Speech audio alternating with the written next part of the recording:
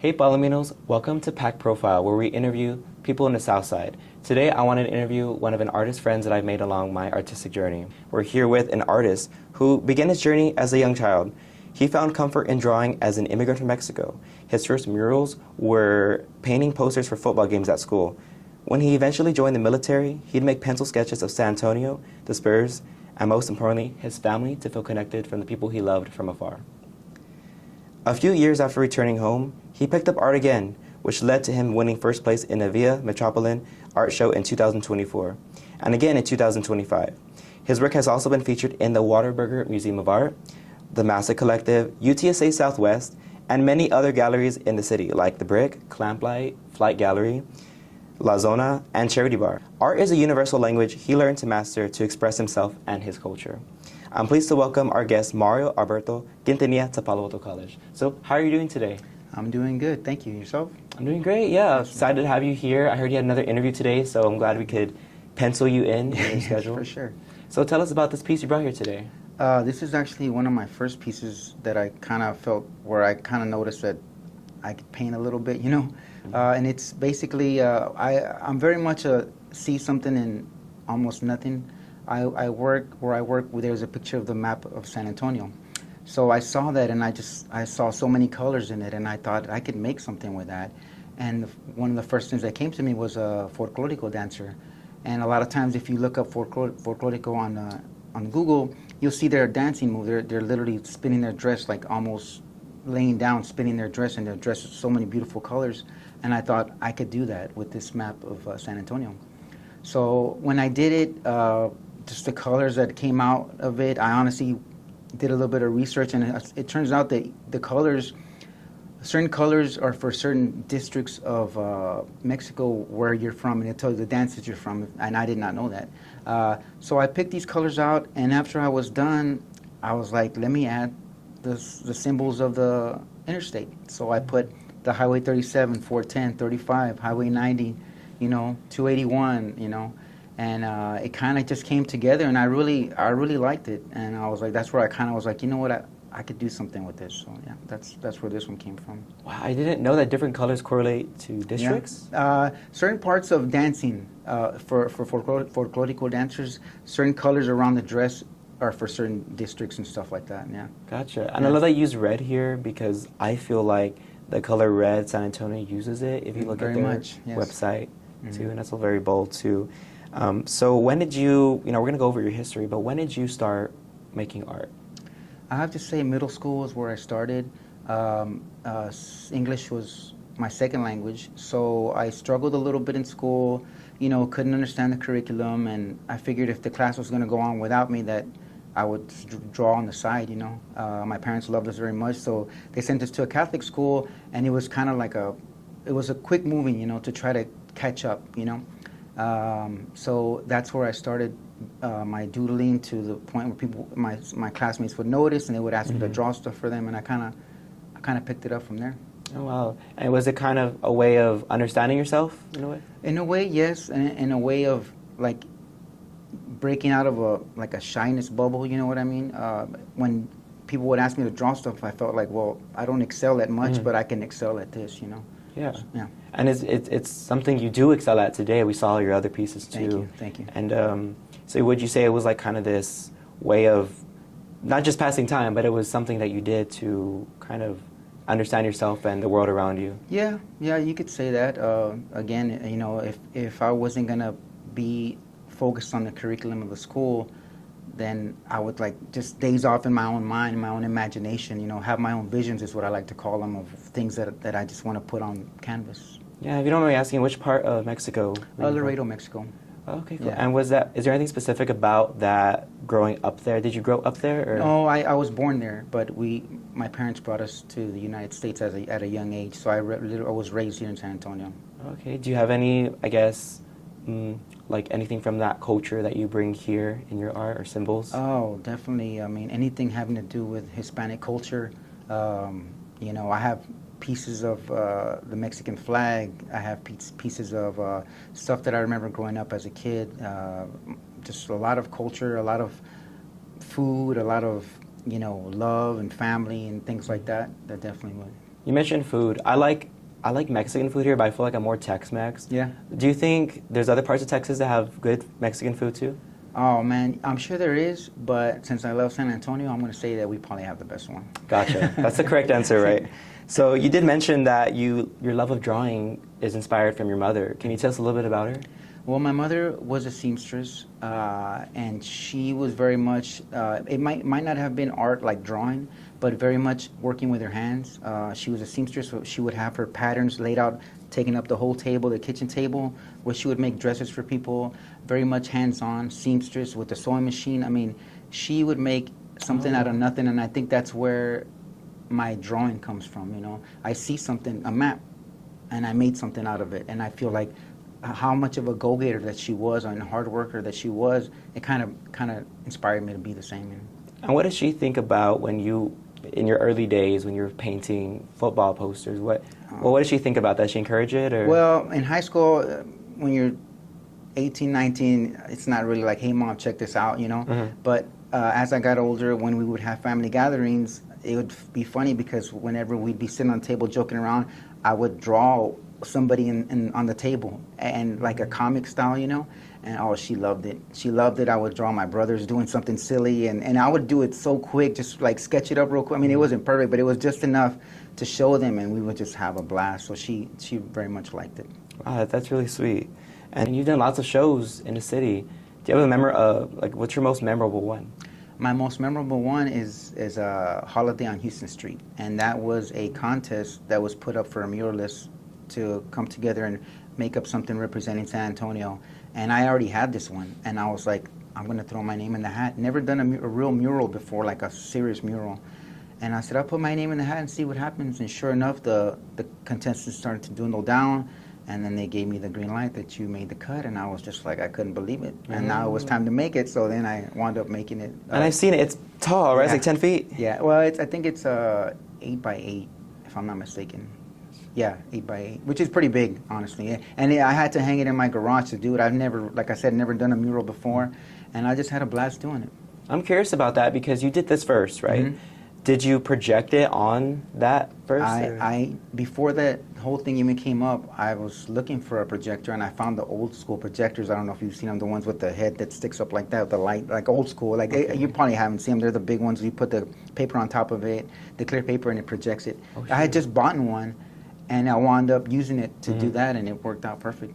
I think that's interesting because when I do art, I can't imagine doing the same thing twice. Yeah. But when you're given an opportunity like that, it's like, heck yeah. Was it kind of intimidating? Like, are you precious about your art at all? Like, you don't want to... I don't know. If you ask my wife, that we have an office at the house that's supposed to be an office, but I call it my gallery because I have so much of my art in there that, and I am very much like, oh, I don't want to get rid of it, you know? And eventually I'm going to have to, but at this moment, like, I just really like everything, and I want to hold on to it, you know? Yeah, for sure. I kind of feel that too. Growing up, I would have a bunch of drawings. Mm-hmm. My dad would just throw them away if they weren't put in the right spot. He's like, no, get it out. It shouldn't be here. Yeah. And he did tell me, to be fair, to Oh, put them somewhere okay. else, but I would just Okay. leave them everywhere. What is special about the San Antonio art scene and everything that you do?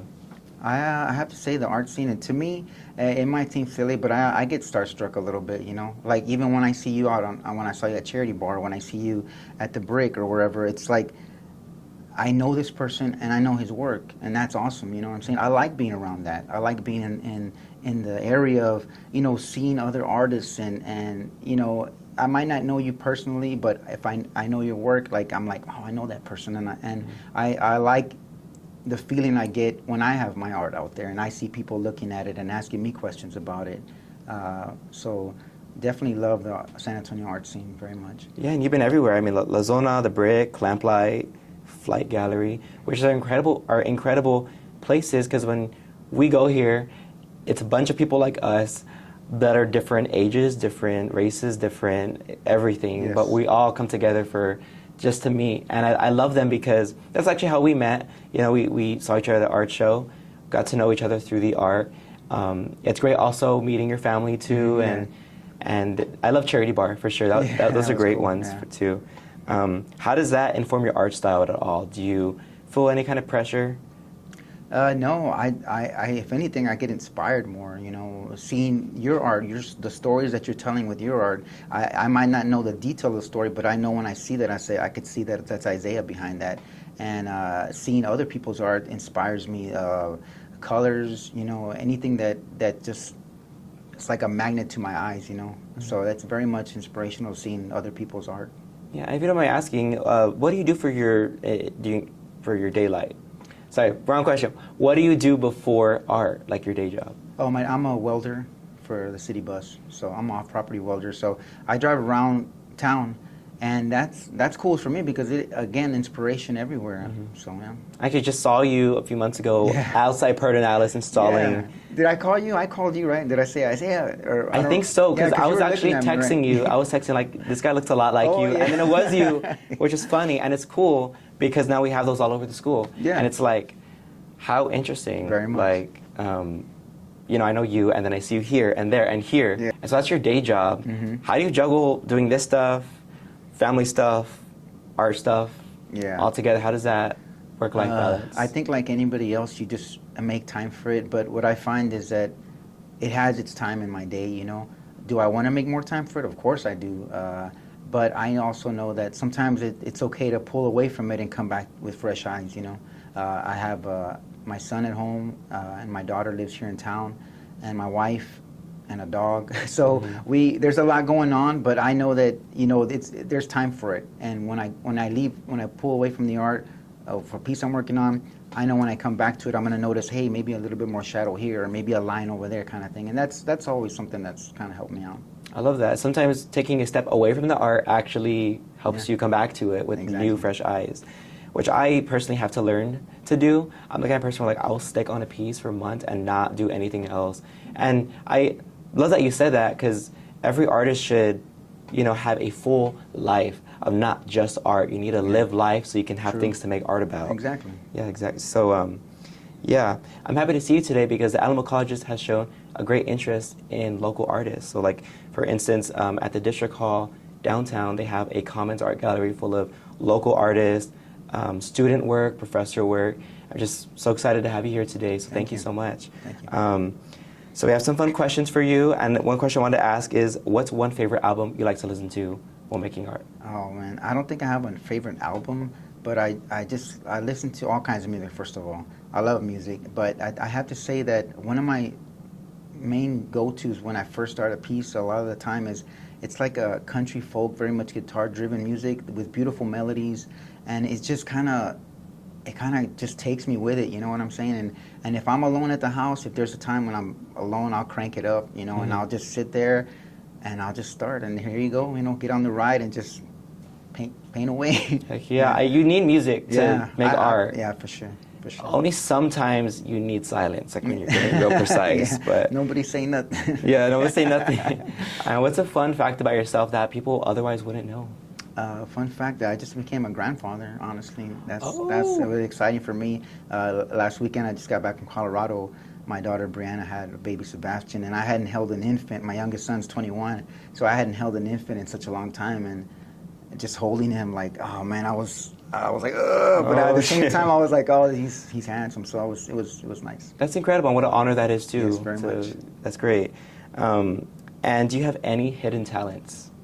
Hidden talents. I play guitar, so that's something that I've been doing for a little bit. I kind of stopped doing it, and I picked it up again. And it's funny because I feel like I got better not even playing it. So I mean, I'm just enjoying it right now. I play with my son at the house, or my brothers. We used to have a little band, so we kind of get together every once in a while and jam out.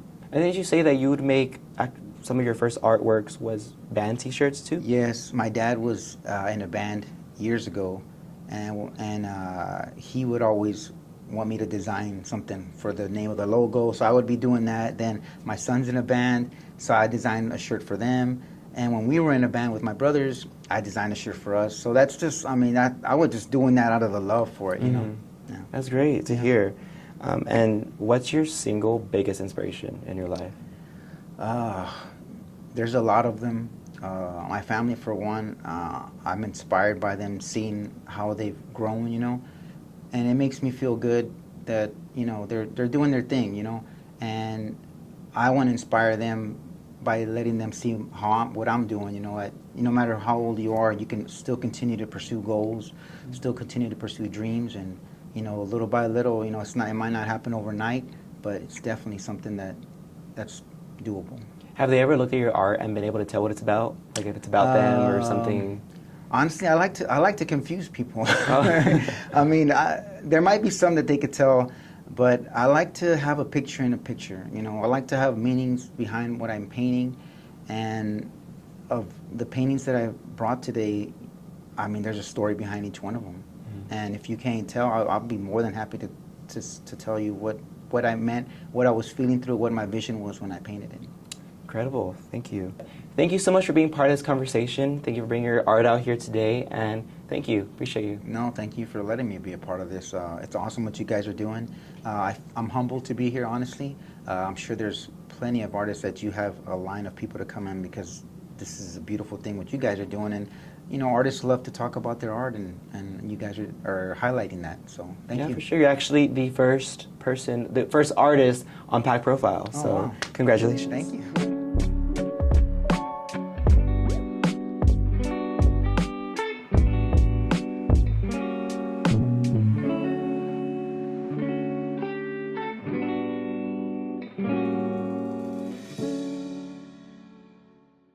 This piece is called Somos Estados Unidos, meaning we're the United States, but not we're like one person, we're like two people, meaning American and Mexican. The flag says everything right there. It's got the eagle of the Mexican flag, and it's got the United States stars. The immigrants which are tending the dirt starts off, that's how they built the United States, starting off with the rough terrain, starting off with the rough dirt, and little by little they're tending it to the point where it's flourishing to your red and white stripes for the United States flag. Back here is land that's already been tended to be flourishing with any kind of fruits or whatever that they're tending to, and that's what this flag and Mexican flag, the United States flag, means to me is that the immigrants built it, so we're part of that, the United States and Mexico. This piece is called El Músico, and it's an automaton that I made, my first one, and it's paper mache and tape and wires. I'm a welder by trade, so I was able to use some of my trading to make make it move in certain ways. It depicts somebody, well, maybe my dad playing the accordion. He had a dog at the time, so I put a little dog behind there, and of course I have to have the Last Supper from the house whenever you're there. Your parents always have it, so I recorded him playing so that when I played it, and then I spun it, that would be him playing the accordion.